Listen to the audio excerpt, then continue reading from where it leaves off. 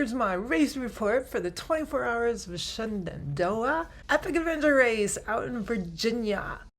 I was intrigued by this race because of the race format where you bike and then you do this same stage over and over again. So once you bike to start, then you do a paddle, a run, and a bike. Then you do a paddle, a run, and a bike. Then you do a paddle, a run, and a bike. And I just thought that was intriguing to keep going back to different disciplines. And like the other reason I wanted to do it is I wanted to do it solo so I could really force myself to learn how to do navigation, use a compass and map. And so the way to do that is to really just jump right in and like force yourself, because if you're solo, you better figure it out. You can also tag along with some other teams, but it really forced me to like, let's figure this out. Like, what do I pack? What do I need in my pack? Especially in all these different transition points. There's just so much to think about between that and like which points I'm gonna have to give up and not get to because I won't be able to do it all. And just exploring the area because I've never been to this Virginia area.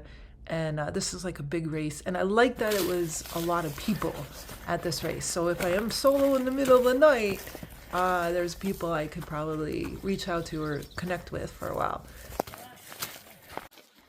So I'm the only one who forgot to leave her bike helmet with the bike. So now I have to carry it I wore it the whole paddle section, and then I have to carry it on the whole trek. So nobody told me. Everyone thought it was just I was being safety conscious. And that's what happens when you race solo instead of with teammates who'd be like, dude, put your helmet next to the bike. And I love that. And so this was so much fun. And what started the first leg was the bike, and I'm fast on the bike, so that was super fun. I was just like passing people. And then we got to the paddle, and that was cool because it was warm out, so it does make a difference once it got cold, like the nighttime paddle. But this was trippy with a lot of these ledges in the water from this area, the Shenandoah area, and it's like the rocks got pushed up and then your boat just gets beached on it on these ledges because they're kind of sticking out of the water or sometimes just below the surface. And it was crazy because you can see through the water, so it was very clear. You could see these ledges. It was just really cool. And then the running leg for the first one was able to get a bunch of these points, and that was fun. I was like working it, and for that first trek, that first leg, I got all 7 points on that leg. So that was awesome. And what it was though, it was like a huge climb to the top of that ridge, and that was intense. And I started to turn back as I was heading up to the ridge because I didn't really have enough water to do another 3 to 4 hours out there, and it was hot. Like 70 degrees in Virginia was hot, not Colorado hot. Like 70 degrees, I'm like, I can wear pants. But no, not in Virginia, it was hot. So we found all the points on that leg, and I did all of those points, but that took us like 8.5 hours instead of 6 hours per stage. So I was already running behind, but not bad. There was a bunch of people like, well, what happened on that leg was... Okay, so yes, I fell earlier. I finally peed, and then I was like ate and drank something. And I'm like, oh, I feel good. I'm going to start running. I ran about 5 steps and fell. The knee is still pretty bad. It was just really chunky, kind of like sideways rock, which I will say, like in the water, the rocks come up on like an angle because from the, shoving of the earth together or whatever. And so I forget what they're all called, but it was really cool, and you can see them underwater. Also annoying because they would stop you in the boat. But on Compton Rapids, I wanted to record this before I forget. Rapids. So I knew to stay right, so I did. And I just beached myself, and my boat would like flip around so that it's tail first. But I was like on the rock, so I was able to take a moment to breathe, turn the boat around. And that happened twice, but I didn't sink. I almost fell out of the boat a couple times, like getting into the boat at the very first transition. That was embarrassing, and I'm wearing a helmet, bike helmet, but you know, that's just all part of it. So the knee, yes, it hurts, but whatever. I just don't want to get like the dirty river water in it. And this took way too much time. Let's see, it's 5:30. Started at 9, 10, 11, 12, 5, 6, 7, 8. 8.5 hours, and he said you should only do 6 hours per stage. And this is the finishing of stage 1. And there's 3 more stages to go. So he did say this was the hardest. And getting hurt didn't help. And that climb was pretty, that was intense. And some years they hike a bike it. So anyway, because I'm hoping to find one last checkpoint here and then bike a very short distance to get back on the river again. On that ledge, when I was up on the ridge, I was like getting really tired, but then all of a sudden I was like, got this charge, and I'm like, I'm gonna run part of the ridge, and I take 5 steps, and then I fell right onto a rock, and so I'm bleeding all over on my knees, just bleeding, and it was just a flesh wound. It wasn't a big deal, but it still took my breath away for a bit. I had to recover and recoup and then continue on my way. The Band-Aid did not stay on, and so when I got to the transition point, I asked the TA people if they had some medical supplies, and they did. They bandaged me up, and I had to wear a bandage for the next 14 hours to finish the course. So 6 hours not being all broken. But I did it, and the patchwork worked really well, and the pain was only more visible when I stopped, and like today, as opposed to, as long as I kept moving, it was painful, but you know, I could do it. So just do it. So then that was the end of that, and I was got onto the bike, which was really fast to get back to the transition point and get back into the water. And for that second water, it felt kind of long. Maybe it was just me, and I was a bit more on my own. But there was another 2 canoes, and so we talked, and it was fun, and it made it good. I arrived right as the sun was setting, so it was like if I had to be out there 15 more minutes, I'd probably be in the dark, which is like I didn't have my proper lights with me to do it. They were in my pack, but I was in the water, and it was just been complicated to get my headlamp out. So luckily I landed just before it was really getting too dark on that paddle leg. All right, I was searching for 6, which is stream intersection. Now I found the stream intersection, and yes, I'm still trekking in my bike helmet. Feels so comfortable. I didn't even know. So I was at the stream intersection. I found it, and I was looking all around. I didn't see the little orange checkpoint place. And then, as I was walking over a log, I saw the reflection of orange in the water. I can't tell you how amazing that was. It was like, wow, reflecting orange in the water? I know what that is. And yes, it was the checkpoint, and it was a muddy access point.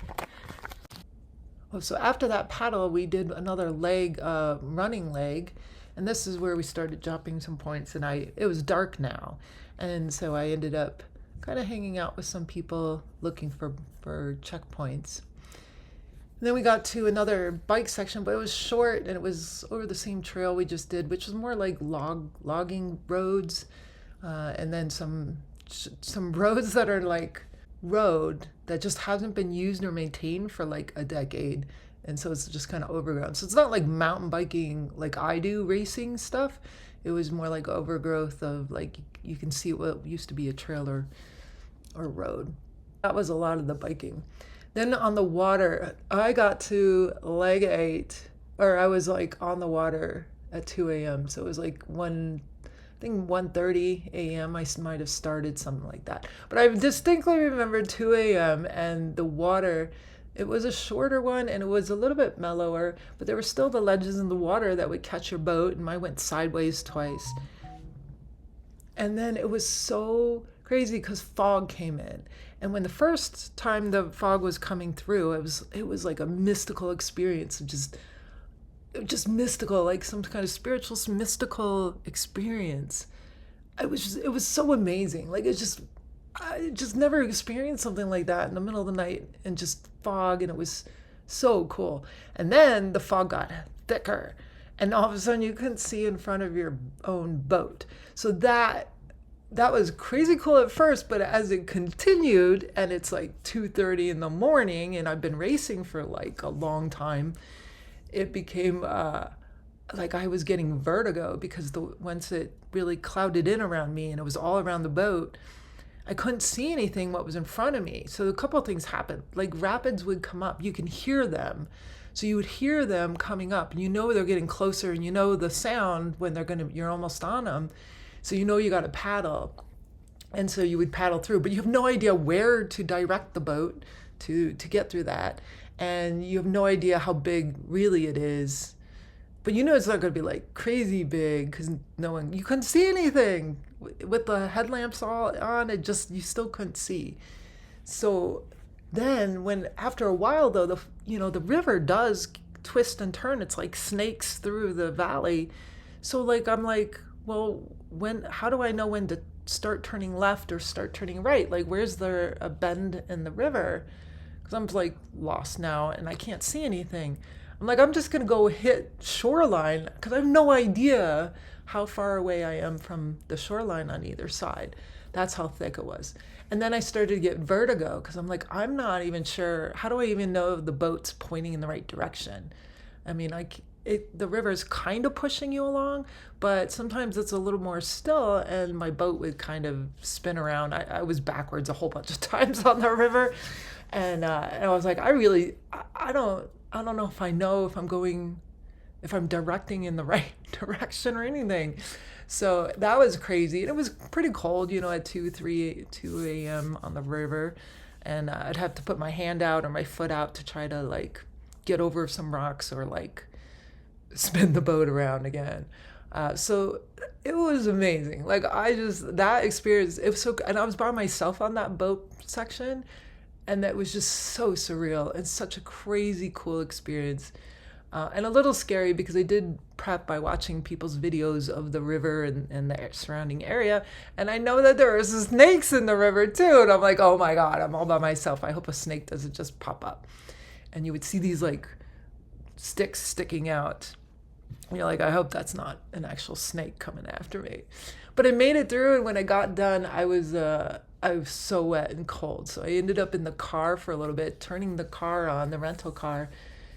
And because I flew out here and trying to just get that shiver out. Like I changed all my clothes and tried to get all the wet stuff off and just warm up. And I had these heat pads, like hand warmers that you can activate and toe warmers. So I was using everything I could to try to get warm enough to at least go get my bike.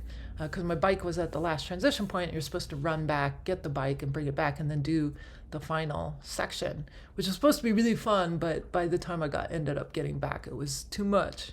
I just decided I would get ready for the airport.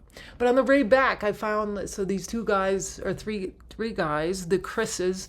I ended up joining back with their team. I'm like, are you going back to get your bike now? And they were, and so I just hung out with them and we caught some checkpoints along the way. Oh, no, we didn't. Not on that section. We did get some checkpoints on the way. And we made our way back to the bike. And then I stayed with them until we got to a point where I knew where we were because we were doubling back and forth on the same sections. And then, of course, I do my Speedy Gonzales on the bike because I like it. But I actually hung out with them the whole time on the bike. And then we got back to the cars. And I decided to end there. I wanted to see the bike area, the mountain bike thing. And I had 2 hours left. I probably should have. I was still a little bit worried about getting on the flight that night. Like I still had to pack my bike and get ready for the airport and everything. And I didn't think it was going to matter in the podium necessarily. And I had achieved like all my goals. So I do kind of regret not going out on the bike for that just a little bit to see some of that section. But I still raced for like 22 hours and it was amazing. So my goals on this race, I wanted to do solo because I wanted to force myself to learn orienteering and actually use the map and compass. And I did. I successfully found checkpoints using the map and compass, and I was so proud of myself. When you get on your map and compass and you like pace count and you do all this stuff and then you just arrive at a checkpoint, oh my gosh, that is like the coolest feeling in the world. And that was awesome. So I did that a couple times. I was able to find some of these and read the terrain and the maps and the contour lines. And it was just, that was a huge accomplishment for me. Another one was, can I fly with my bike and get to an AR and like make everything happen? So I had to pack my bike, which was frustrating. But when I got to the hotel that Thursday night, I was able to unpack and put it all together. And then I even flew out the day of the race because the race ended at 9 a.m. on Sunday. I'm like, that's plenty of time for a 5:30 flight. And so I did. I was at the finish line just packing my bike back up, just like I did a couple days ago to fly out there. And I was able to do that. So that was a big deal for me because I wasn't sure, could I handle all that? And that opens up more doors where I can go to other races by flying instead of always having to drive, because I usually drive 12 hours or less. So that was a huge deal. And then I met a lot of people because I want to do more ARs and I want to start finding teams to join because it is so much more fun to do it as a team. And so that was another goal. And I had to learn how to do my pack because I feel so bad at nationals last year. I brought way too much food, didn't eat it, and I didn't eat enough on this trail either. I think that's why I was kind of bonking a bit. But like learning what do I need in the pack for each section, and it gave me so many sections to really suss that out. Because normally in 24-hour mountain bike racing, I come back to my pit and I have everything and I just pick what I need for, a lap. But ARs are all so different and varied. So I wanted to try to learn that and how much water to bring. Nationals last year, I brought way too much water.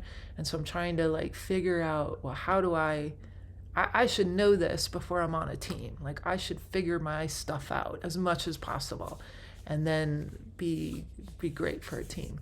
So yeah, and I did it solo. This was my first 24 hours solo event for adventure racing.